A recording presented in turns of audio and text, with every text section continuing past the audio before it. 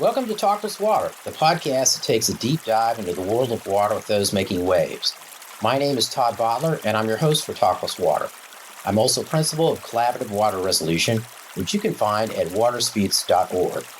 In addition, I'm editor-in-chief of Texas+Water and the Texas Water Journal. Both publications are free.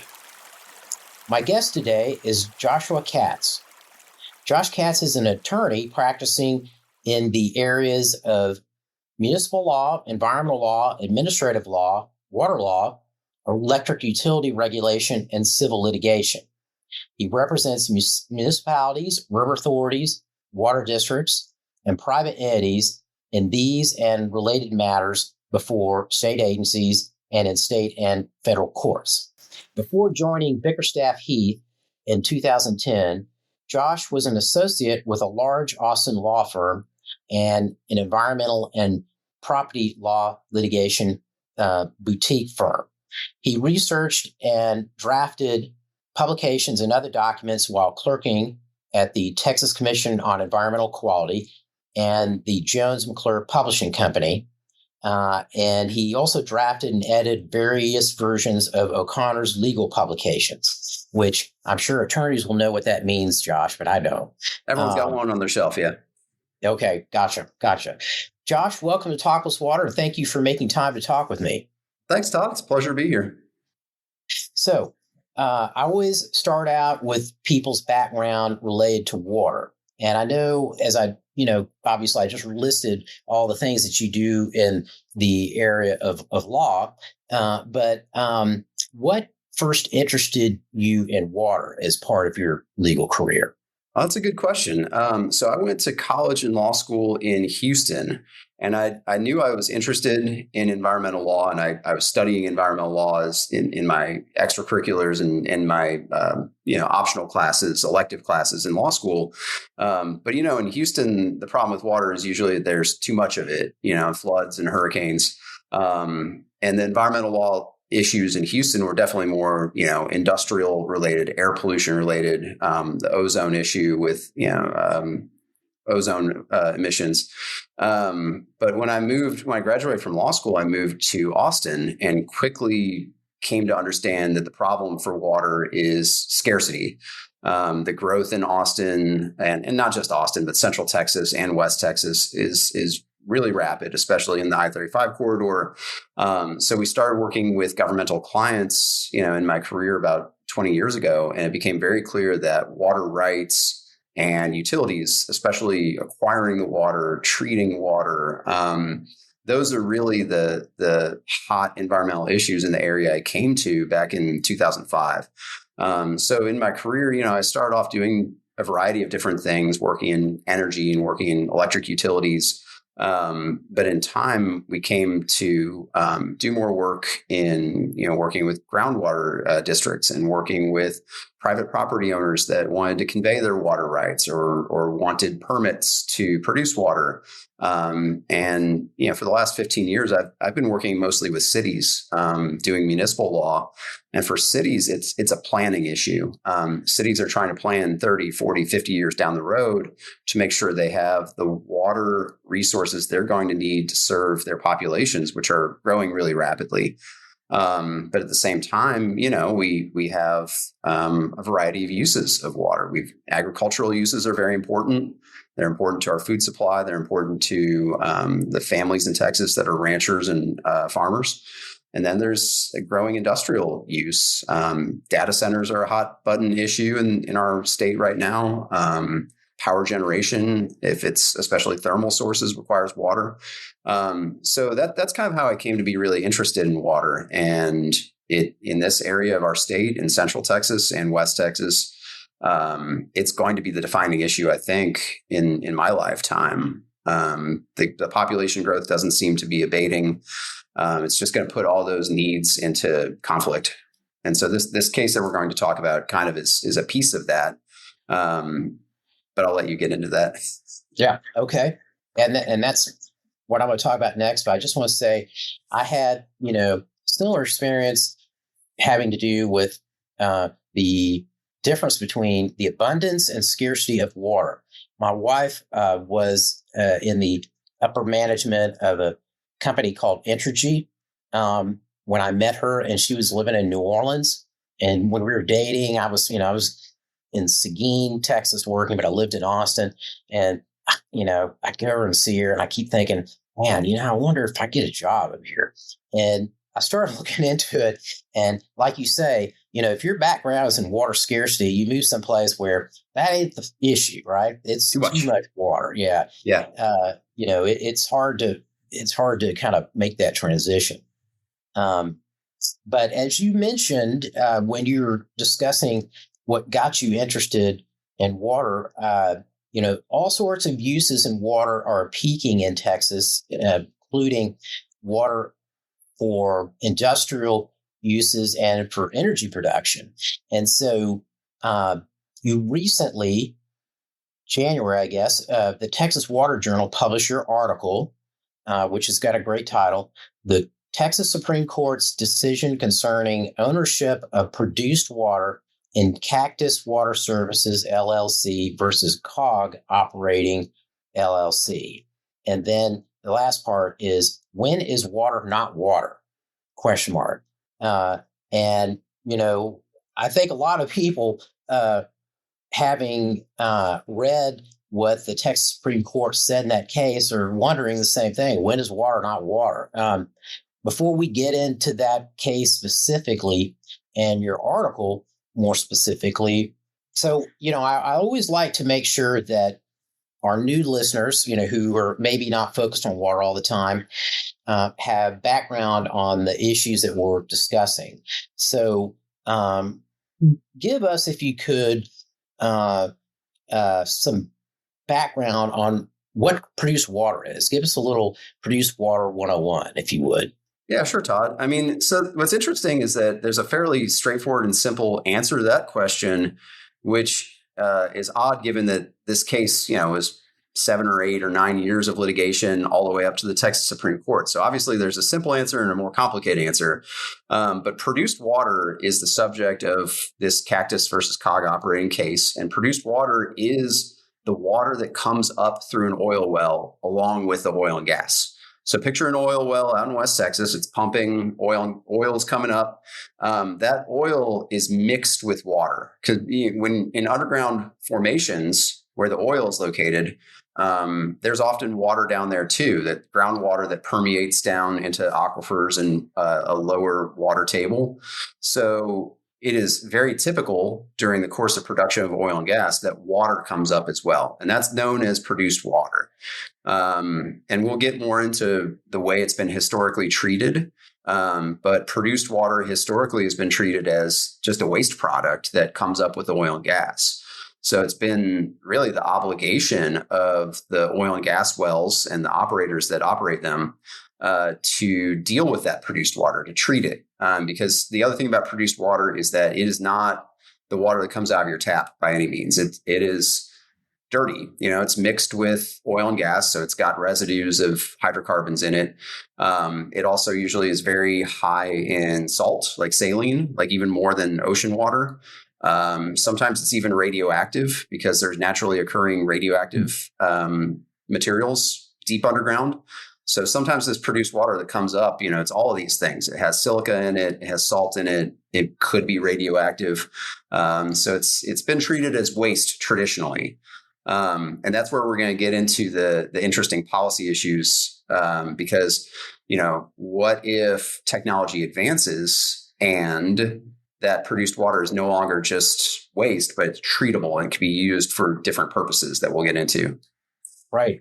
And so, you get to that point where you're looking at produced water as a future asset. It goes back to our discussion earlier about scarcity, right? Mm-hmm.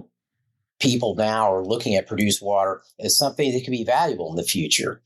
And the state's making, great effort to try to figure out how that water can be used productively. You mentioned all the things that are in it.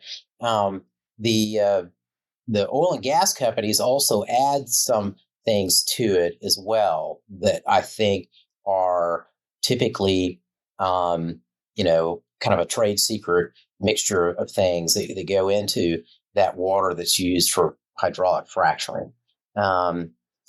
Any thoughts on that?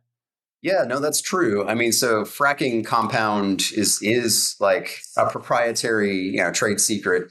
But what's not a secret is that water is part of it. I mean, like any good liquid. So fracking liquids involve a lot of water. Oil and gas companies, and so this case we're going to talk about is out of the Permian Basin, where there's a lot of fracking and oil activity. The case comes out of Reeves County, which is where like Pecos, Texas is. And, it's very dry out there. Obviously, there's not a lot of rain when you get all the way out west towards like New Mexico, El Paso, in that region. So groundwater is part of the oil and gas production world. I think I've read something like, there's 22 million barrels of produced water come up like every day, I think, as part of oil and gas production. But also those operators are buying groundwater from other farmers and ranchers. That groundwater is expensive. I mean, it's getting very expensive. It's something like $1 to $2 per barrel in cost for fresh groundwater. And part of the issue is that for fracking purposes, you don't have to use drinking water. But there can be, compounds in the produced water that make it require you to treat it before you can be used in fracking. So, one of the things about produced water is, yes, it's been traditionally waste, but there are ways to treat that produced water so it can be used for fracking. And then those oil and gas operators don't have to use the fresh water from aquifers for fracking. So that cuts down on the demand for groundwater. It allows that groundwater to be used for other purposes like agriculture or for cities, for drinking water, for irrigation, all of that. So part of the question of this case is, okay, produced water has always been an expensive thing that you have to deal with. And we'll talk about that a bit too. You've got to dispose of it. It's always been the obligation of the oil and gas producers to dispose of that produced water. Because it's mixed with all the nasty stuff we talked about. But the questions that have come up, in the last couple of years that are, at tension in this case is, what if that produced water could be treated and now is a valuable thing? What if it could be treated to be used for fracking? And there's a cost to that, but as water gets more scarce and more expensive, it starts to balance out where it's worth it for oil and gas companies to treat the produced water. But there's a cost where you can use it for agriculture. I think it's more like $3 a barrel at current technology. But there's also a point where you can treat it to drinking water standards. And that right now it's cost prohibitive. But again, in the future, water is going to get more scarce. Population continues to increase in Texas. So there may be a break-even point where produced water is seen as a valuable thing for agriculture and for municipal water supply. And so that's why there's going to be a fight over who owns the stuff. It used to be that the fight was, I don't want it. I've got to pay somebody to dispose of it. But the fight going forward is, well, who does own it? Who has the rights to it?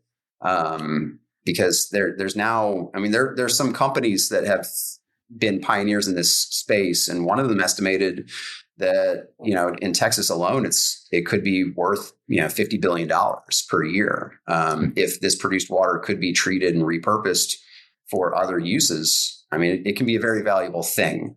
So that's part of the policy question, the technology question of produced water is, now that we're looking at it as a thing has a significant value, who's going to own it?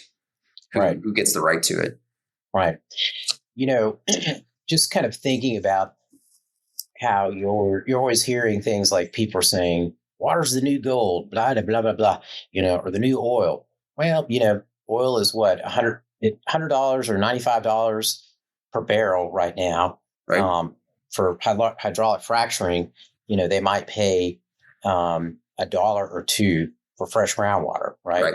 It sounds like. And so that gives you just kind of a comparison snapshot there. But just thinking about what you're saying about the Permian Basin, kind of looking at the state as a whole, is it always groundwater that's used for hydraulic fracturing, or are there any places in the state where they're using surface water? That's a good question. I don't know the answer to that. I believe it's primarily groundwater, particularly in West Texas, just because the surface water rights are appropriated. That means that there's no more to be had. So there may be some operators that had already acquired surface water rights, but there's no more really to be had. Whereas groundwater, and if you think this is a good time to get into it, groundwater in Texas is a unique animal in terms of the property rights issue. We are a Western state, and groundwater is kind of a Wild West idea. There's a legal doctrine called the rule of capture. And the rule of capture really means that if you own a piece of land and there's groundwater underneath it, you can pump as much of it as you want. The only real rule is that you can't cause your neighbor's land to subside. Otherwise, you might be liable to them for the damages you cause. The asterisk there is that if you are in an area of the state where a groundwater conservation district has jurisdiction over your property, you are subject to their regulations and you have to acquire a permit from them. And so there are limitations on how much water you can pump in those areas. But, the oil and gas operators, and anyone else, there's companies that purchase groundwater and sell it, build pipelines, move it to cities, et cetera. They know where there are not regulations in place. So if the rule of capture applies, if you've seen, or if any of your listeners have seen the movie There Will Be Blood, there's that scene where Daniel Day-Lewis is explaining, I'll drink your milkshake with my giant straw. That's the rule of capture. It's true for oil and gas, which means you pump and pump and pump the oil under your property, even if it means you're draining the oil from your neighbor's property. But it's true for water, groundwater, underground water as well. So if there are no regulations in place on my property, I can pump all the water I want. I can sell it to, an oil and gas operator to use in fracking. And then, so to go back to your question, I think it's much more common that groundwater is the source for these kinds of fracking enterprises. Well, I drink your groundwater. I drink it all. Yeah, I remember giant straw. Drinking oil there in that movie. But sure. So I do remember when the Eagle Ford shale boom was going on.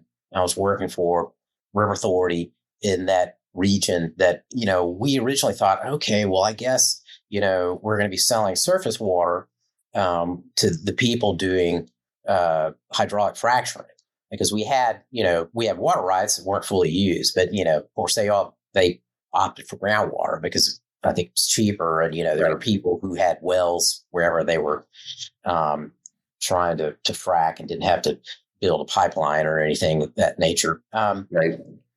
So going back to the issue with scarcity, when we were originally using groundwater for hydraulic fracturing, people were looking at the produced water as, boy, that's waste, and no one really thinks about that having any value in the future. But that's changed, and as a result of that, we had this very interesting policy decision and legal decision that came from the Texas Supreme Court in Katz versus Cog. So why don't you tell us about that case and the issues associated with it?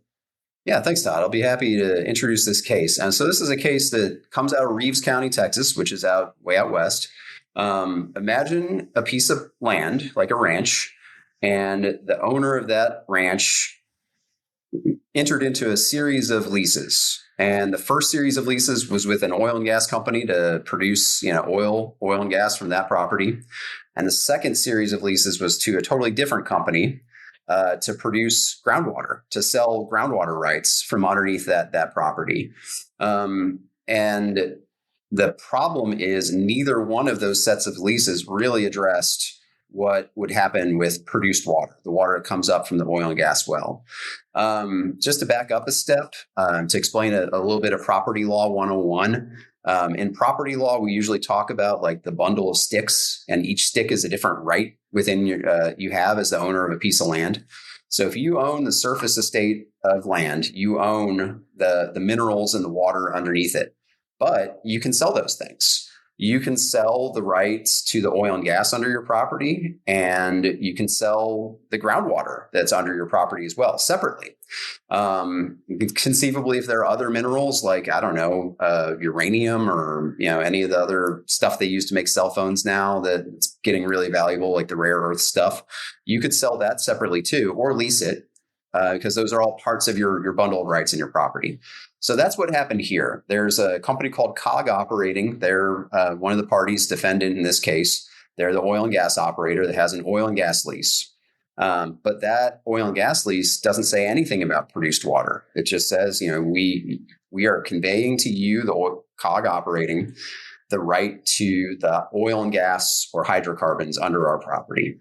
So then subsequently, that owner of that land, the surface estate owner, entered into a lease with Cactus Water. Cactus Water Services, I'll just call them Cactus. They are going to produce water. They're going to pump water just like, from a well, like you would for oil and gas, except it's just the water. But in that Cactus lease, the water company also leased the right to produced water and what they call flowback water, which is the water that, comes up through an oil and gas well. So then Cactus, said, okay, well, we have the right to this produced water. And COG said, no, you don't. We don't have any equipment or infrastructure to convey that water to you, and we're not going to pay for it. And so Cactus, the water company, sued COG, the oil and gas company, saying, look, we've got a lease that gives us the right to, that produced water. We think there's value to it. We think there's something we want to do with it. And we want the water that's in our lease. So that started off in district court. And as it goes in our court system, if you don't like the outcome in the trial court level, the district court, you take it up to the Court of Appeals. The Court of Appeals also ruled in favor of COG, the oil and gas company. And that, got appealed up to the Texas Supreme Court. And the Texas Supreme Court doesn't have to take a case.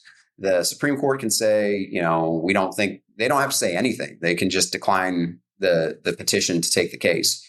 But in this case, the Texas Supreme Court said, we're going to take the case, which usually indicates that there's some legal question that hasn't been answered before that they are going to have to address. And so when the Texas Supreme Court issues an opinion in a case, that becomes a form of law in our state. So throughout our state, when the Texas Supreme Court addresses a question, that is now controlling law in our state. Just like if it were a statute, it's called common law in our country, but that Supreme Court opinion is going to control. And so the question the Supreme Court was addressing in this case is, who owns produced water? Is it the property of the oil and gas company when it's, as we talked about earlier, the definition of produced water is it's this water that is, messy and dirty, comes up through the oil well along with the oil and gas. Or, if that oil and gas lease doesn't say anything about produced water, is it owned by that water company, the groundwater production company that also has a lease that says we have the right to all of the water that comes up through an oil and gas well? We'll call it flowback water in that lease, but it's produced water. So that's the question that was teed up in Cactus versus COG. The opinion came out in, I think, June of 2025. So the opinion, it's pretty new, but it's a question that a lot of folks filed amicus briefs in that case. One of my clients is the Texas Farm Bureau. And so we filed an amicus brief in that case on the side of, the surface owner and the rights to lease out to a water operator, and the water operator should have the right to that produced water because they had a lease for it. So a lot of folks were filing amicus brief, which just means like friend of the court brief. It's just your way of saying I'm not a defendant or a plaintiff in the case, but we want the Supreme Court to consider this legal, analysis, consider this case law, consider these arguments. So when the opinion came down in June, the side that won was COG operating, the oil and gas company. And I think a lot of your questions coming up next are going to get into what that opinion is and what the Supreme Court did and what it means. So I'll hit pause here. Well, I will unpause and say, go ahead and tell us what are the results of that decision? How do they change the landscape legally with regard to produced water? Well, it's an interesting question. Texas is a property rights state. And, our courts, especially as you get up to the Supreme Court level, they take that very seriously. They think, first of all, property rights are very important, and the owners of property, should be encouraged and allowed to explore and benefit from their property rights. But then we're also, an oil and gas state. Oil and gas is a big, big part of our state economy, always has been, or at least since discovery of oil, it has been. And then the third thing is, water is a driver in different sectors, as we talked about before, of our economy, pretty much all of them. Population growth for municipal supply is big. Industrial use for a variety of things, including oil and gas, is big. But then agriculture is part of our state too. Ranching and farming is a big deal. So this case kind of has all of those things wrapped up in it. No matter what the Supreme Court decided, it was going to benefit one of those industries at the expense perhaps of another. And so what the Supreme Court did was kind of interesting. It's kind of narrow what their opinion came down at. So I'd say like the main idea of the Supreme Court's opinion is that, my paper asks, when is water not water? And the answer is when it's produced water. It is a secret third thing, it turns out. Okay. So there's groundwater, which, you as the owner of property have the rights to that groundwater on your property. There's oil and gas, which you as your owner of property, you have the right to that oil and gas, and you can sell either of those things to somebody else. But produced water is kind of its own category. So what the Supreme Court said is that produced water has always been treated as waste in the oil and gas production process. And as long as it is treated as waste, the oil and gas company that is producing the produced water not only has the right to consume that produced water, but actually has an obligation to do so. It has an obligation to dispose of it, to treat, to either through technology or usually through injection wells, to make safe treatment of that waste product. So produced water is waste, and the oil and gas company has the duty and obligation to dispose of that waste, which means that as a necessary implied right of oil and gas production, that produced water belongs essentially to the oil and gas company that is producing it along with their oil and gas. So what was interesting in this case is that, the oil and gas lease didn't even mention produced water. It didn't define produced water. It didn't say how it's going to be dealt with. And we'll talk about that a bit later, about the implications of what folks can do about that question from a contract standpoint. But the way I mentioned that this is kind of a narrow ruling, and here's how. Here's why it's narrow. In this case, COG, the oil and gas company producer, they were not selling that produced water to somebody else. They weren't even treating it and reusing it themselves, which, as we've established in today's world, there are technological options to treat that produced water, at least to the level to reuse it for fracking.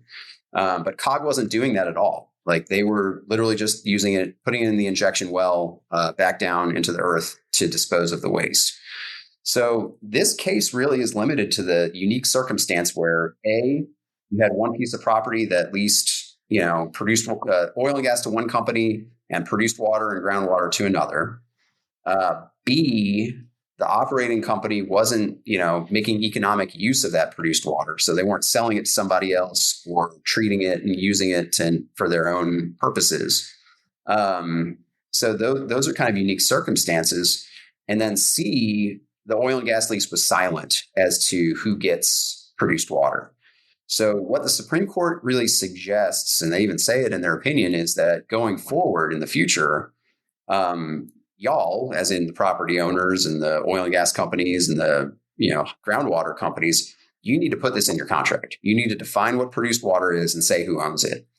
So the default really is going to be that if the oil and gas company just has this stuff coming up, this produced water coming up along with the oil and gas that they have the right to, that's going to be theirs as a waste product. But, if you guys want to do something different with it, you gotta bargain for that in your contract. So if I'm a property owner and I am going to lease my oil rights to somebody, maybe we need to probably the oil company is going to come to you and say, here's our standard operating agreement. It's going to include us having the right to produced water. Because it's difficult to produce oil without also producing the produced water. It just comes up whether you like it or not. But that's something that, the property, that all the parties to those issues need to negotiate. So if you have a groundwater lease with somebody to produce the groundwater from your property, you're going to want to define produced water and say who owns it. And you're going to want to make sure it doesn't conflict with, if you've also separately leased out the oil and gas rights to somebody.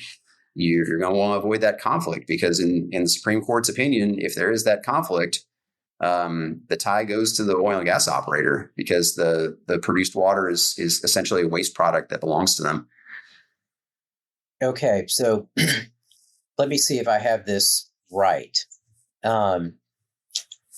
Henceforth, I love using that word. It's a good word. Use it for very often, but henceforth, people who are engaging in contracts related to use of their groundwater for oil and gas, production, hydraulic fracturing, they'll probably put something in that contract.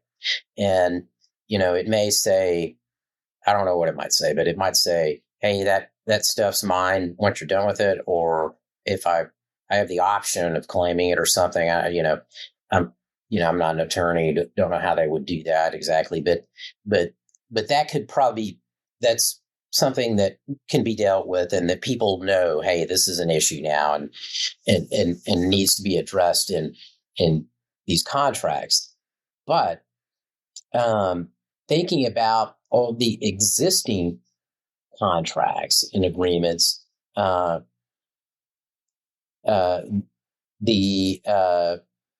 Supreme Court's ruling applies to those unless that water was being put to productive use, I guess, after it was used by whoever, right? I mean, somebody else was using it or something. I think that's right. But it's kind of, because the Supreme Court only addresses the case that's before them, the majority opinion only applies to this unique circumstance where the oil and gas lease doesn't really specify who gets the produced water, and the oil and gas operator isn't going and selling that produced water to somebody else. So the next time it comes up where somebody, the oil and gas operator is selling that produced water to somebody else, it's going to be a different case that may reach a different result. Well, that's my question, because, what I'm just sitting here thinking about it, and, they've been using hydraulic fracking in the Permian Basin for decades now, right? Right. And so it's obviously a very well developed basin, and many agreements, and lots of use of lots of produced water resulting from all those uses. And as we think about who's going to be wanting or able to use produced water in the future, I think about this case and I think, well, wow, hey, what this to me says is that all these other contracts where people haven't been using the produced water yet, they probably don't say what's going to happen with the produced water in the contract. Right. So these oil and gas operators, they now have a big asset. In many cases, to me, it seems like, it might be a narrow case, but the implications could be very big, because, doing something with produced water, that's really still getting off to, it's in its initial stages, more or less. Yeah. When you look at how much is being repurposed, and yet I imagine that if you took a look at all the agreements collectively for which this ruling would apply, that it encompasses a lot of water. A tremendous amount of water. Millions of barrels of water. Absolutely. And a barrel, I think, is like 42 gallons. So you're talking about hundreds of millions of gallons of water, if not billions. So I think to your point, I think what's coming next and what, isn't answered by this case, but it's hinted at in the concurrence is royalty payments, right? So oil and gas producers usually owe, part of the contract is, okay, I'm producing the oil and gas, but I'll pay you a royalty on the production. It's like however many cents per barrel of oil we produce under the contract, that's what you have a right to. Well, so in the scenario, you pose, which is the oil and gas operators got this produced water, and suddenly produced water has significant economic value. Who gets the royalties on the sale of that produced water? The concurring opinion in Cactus versus Cog, the Supreme Court case, raises that question. And they specifically note this is an interesting question that's going to be answered in a subsequent case. It's not here before us today because these companies weren't, this oil and gas company wasn't selling the produced water to somebody else. But there's going to be a day where that's the issue, right? So to back up one step for some of your listeners who, they're not lawyers, that's no problem. They don't have to deal with this stuff, get bored by it every day like I do. A concurring opinion is when some of the justices of a court of appeals or the Supreme Court agree with the majority's opinion. So they vote in favor of the outcome that the majority, it put in that opinion. But they have a little extra discussion, a little extra wrinkle or different extra reasoning for why they agree with the outcome. So a concurring opinion doesn't have like the binding effect of law on lower courts that the way a majority opinion does. But they often get cited anyway, because usually the concurring opinion is going to raise some interesting questions or provide some additional reasoning or context.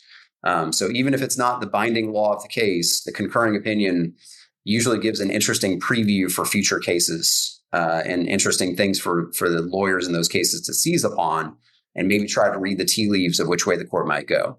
So in this case, the concurring opinion says, among other things, but the most interesting thing to me is, okay, we've established that, if it's not contracted for, if it's not specifically spelled out in that oil and gas operator's lease, who owns the produced water? Here's the next question. If that oil and gas operator owns that produced water and then, they sell it or they make economic use of it, do they owe royalties to the estate that does own the produced water or does own the groundwater rather? So going back, to my bundle of sticks, if I own a piece of land, I own the groundwater under it. And if I find out that I have a lease with an oil and gas company to produce the oil and gas, and I find out, hey, they're making millions of dollars selling the produced water from that well. Wait a minute. I didn't lease them the right to that produced water. I leased them the right to oil and gas. I leased them the right to produce the hydrocarbons from my property. Now, as the landowner, I'm thinking, where's my royalties from the sale of that produced water? That is water that came from the ground. You might call that groundwater, in fact. Yes, we're treating produced water kind of as a new category, essentially, of water, a different property, right? But where are the royalties? And I think that's going to be future litigation where either a groundwater estate holder or the surface owner that owns the groundwater goes to the oil and gas operator and says, hey, it's great that you're reusing that produced water. It's great that it's being recycled. That's good for the environment. It takes less demand off from our aquifers. But, that's my property. The water from underground is you owe me royalties on that sale. And so Cactus versus Cog doesn't address that question because it wasn't before the court. But you're going to see a future case that does. And that's going to be a very interesting question of property law. Okay, because that can, I guess, I was thinking based on your description of what the Texas Supreme Court said, that was addressed, that it was, there were no royalties owed because that water or produced water was now the oil company's product. But it's not specifically addressed, Well, it's not, because in this case, COG, the oil company, wasn't actually selling the produced water to anybody. They weren't treating it and reusing it. They were just treating it as Cog's argument was, this is a waste product. We produce the produced water along with oil and gas, and we're obligated to dispose of it, and we do. So we are disposing of it, presumably in injection wells. So what was before the Supreme Court here, didn't involve the sale of that produced water to somebody else, or the treatment of it and sale or reuse of it. So it is, I think, an unanswered question of, okay, the Supreme Court said, if the lease doesn't specify it, yes, the produced water belongs to the oil and gas operator, but it was based on this unique and specific circumstance where nobody was selling it. The oil and gas company wasn't selling it, and they were just treating it as a waste product. So in the future, where it's not a waste product, does the oil and gas company still own it? Maybe.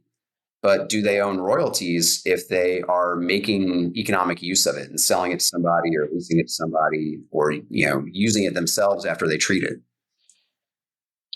Just when I thought that I had figured out the law, it's got twists in it, and I still don't really know what the law is. Okay, so I see. That's why we have job security. Well, you do, yeah. So if they had decided to do something with it instead of just dispose of it, that might be a different story. It might be. It wasn't addressed in their lease, which I think going forward, future leases will address it. And they'll say, we as the oil and gas operator retain the right to that produced water, and we have the right to treat it and sell it or reuse it if we wish. That would be my guess of what happens. But that wasn't before the court. And they weren't reusing it and treating it and selling it. So legal novices such as myself who looked at this case and were thinking, I wonder if somebody's going to be able to argue that that polluted groundwater is somehow not groundwater. It's some other operation, industrial, agricultural, municipal, who knows what, where groundwater's contaminated some way. It's not really a precedent for another court to say, oh, well, that's not really groundwater. I think it's not. And those cases, there are a lot of old cases over the years in Texas where people have made those arguments that, I've got brackish groundwater. Do I still own it? There's groundwater that has, salt or silica or whatnot. And those old cases were groundwater cases. They were cases where someone had a well specifically to produce groundwater. And the Supreme Court precedent has been, groundwater, even if it's mixed with other minerals and materials, it's still groundwater. And that's what Cactus was arguing in this case, is like, justices, this is still just groundwater. It's still water. We've got all these cases going back to like 1910 or what have you that say that even if groundwater is from deep underground or shallow underground, even if it has silica or saline in it, even if it's entwined with other minerals, it's still groundwater. And the Supreme Court said, well, but in those cases, they were groundwater wells for the purpose of producing groundwater. In this case, this was an oil well, and the groundwater was incidental. So there's an implied right to that produced water because it's a waste product, because it's been regulated by the state as a waste product. And it's been treated by the oil and gas companies as a waste product. So it's different.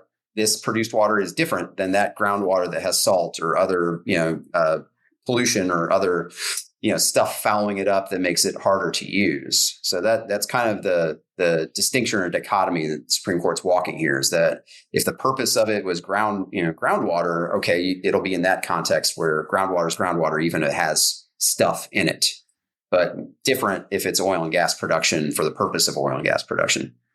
Gotcha. So, we tend to think of Texas as kind of a, island unto itself. Sometimes, groundwater and surface water law being, pretty unique here. What about federal law? Are there any implications in this ruling with regard to federal law having to do with water pollution control? Well, that's a good question. I don't think so, because this is, I mean, the Texas Supreme Court wasn't considering any issues of federal law. It was just applying state law. So the state law is the body of law that will govern, the production of oil and gas in Texas. But also more importantly, perhaps for this case, is it really is a property rights case, and property rights come from state law, not federal law. So when we're defining, what produced water is and what, a surface owner's rights in it are, or an oil and gas operator's rights are under a lease, or, Cactus, which is the, water production company, these are all inherently state law questions.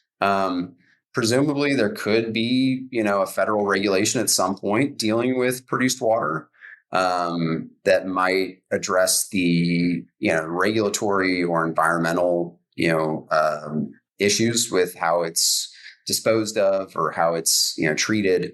But the ownership question, I think, is inherently going to be a state law question that is addressed by this case and future state cases.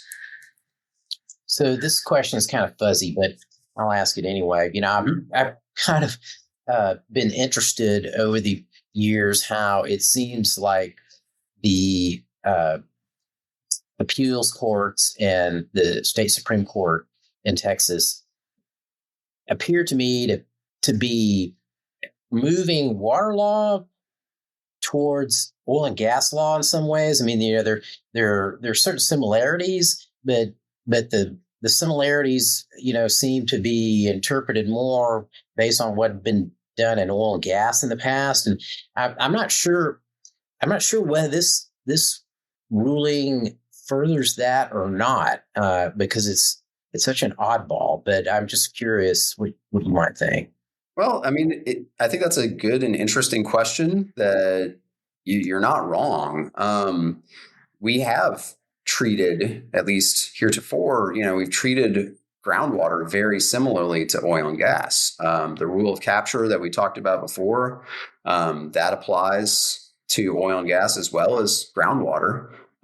We've looked at it as a property right where, if you own land, you've got the property right to that oil and gas under your property. You've got the property right to the groundwater under your property. There are cases that go back, a good number of years now that say that you can sever your oil and gas estate and convey it to somebody. But at the same time, you can sever your groundwater estate and convey it to somebody. You can buy a piece of property in Texas that has no groundwater rights anymore. You can buy a piece of property that doesn't have, oil and gas rights anymore. Or you can buy a piece of property, has all of those things or none of those things. So we have always kind of treated them very similarly. Different regulatory, the regulatory treatment of them, though, is very different. In Texas, right. The Railroad Commission regulates, production and well spacing and things like that. We've got provisions in the Texas Water Code that are enforced by TCEQ about, pollution control. But Texas Natural Resources Code also has provisions about oil and gas waste and how that's treated. But the most curious thing, and I think I mentioned it before, is that groundwater districts, it's like a patchwork quilt of regulation across our state. And it doesn't cover, it's not a quilt that it's a quilt with a lot of holes in it. There's something like 100, maybe 105 different groundwater districts in Texas. And usually they have a jurisdiction that is, like the size of a county, right? Like this county is under the jurisdiction of this groundwater district. And that groundwater district has the right to adopt rules.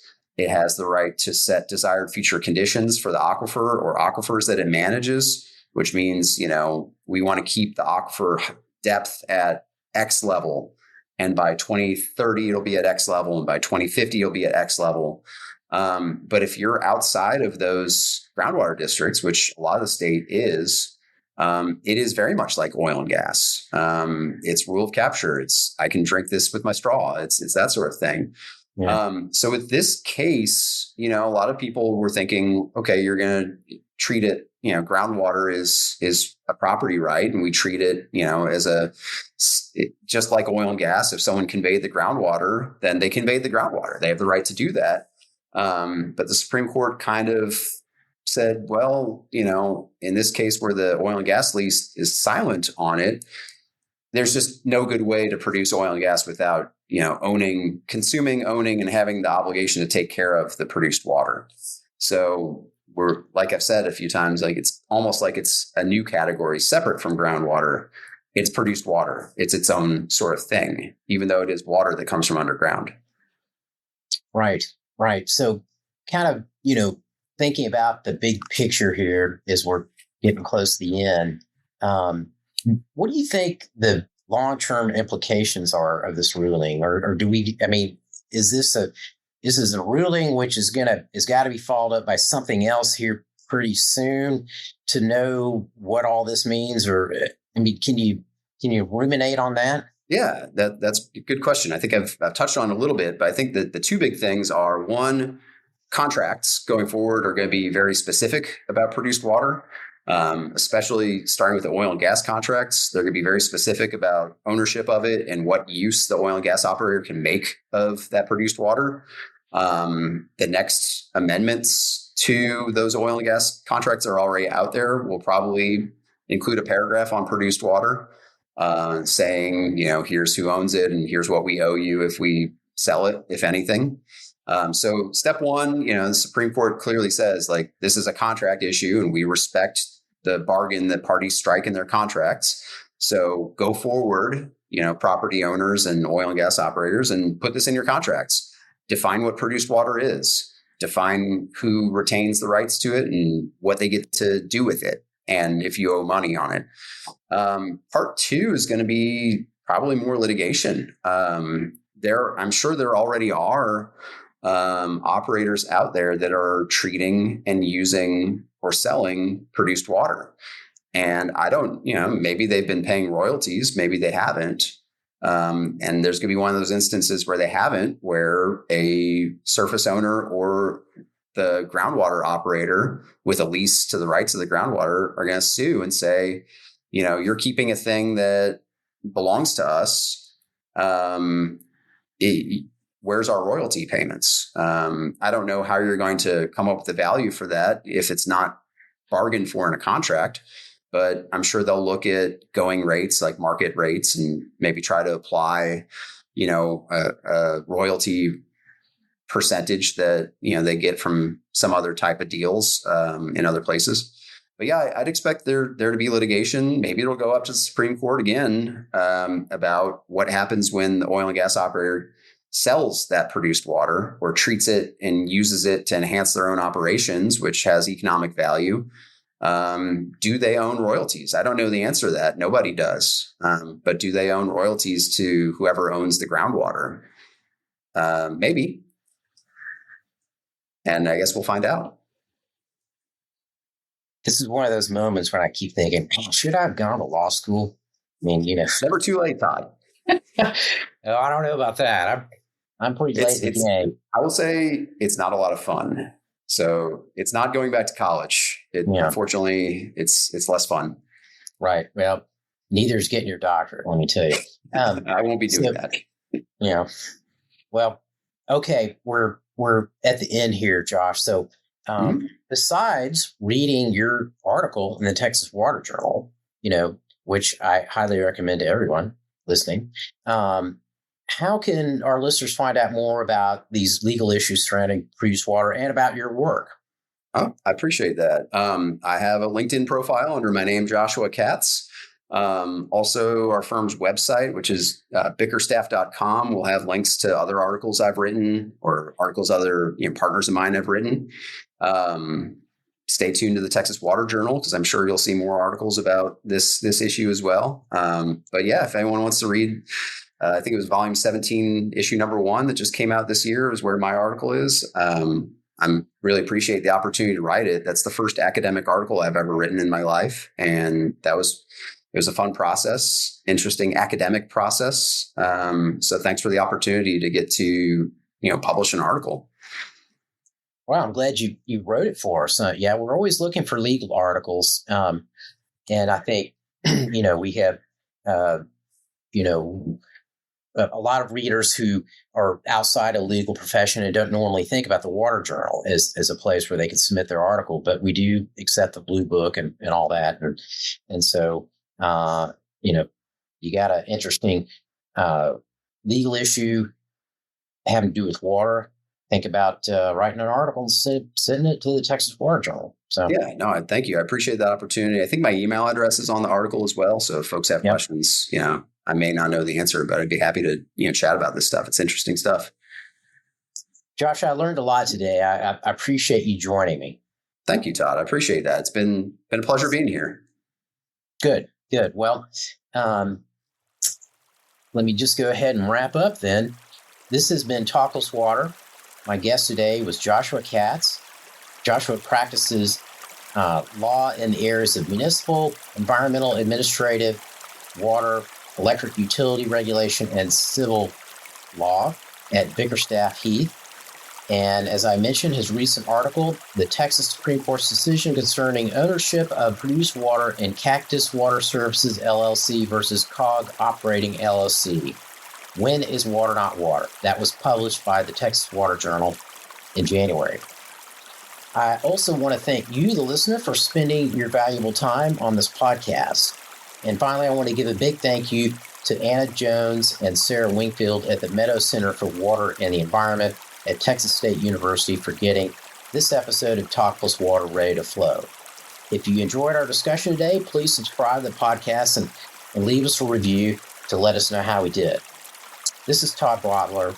Let's talk water again soon.